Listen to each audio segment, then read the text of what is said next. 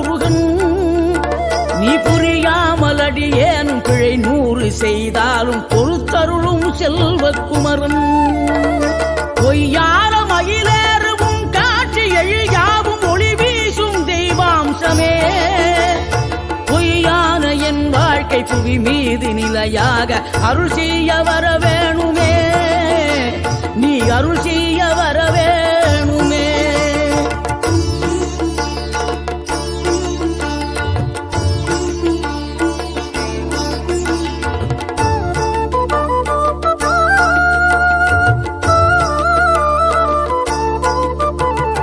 இகழ்தலையும் புகழ்தலையும் ஒரு முகமாய் கருதும்படி செவி உரைத்த முத்துக்குமரன்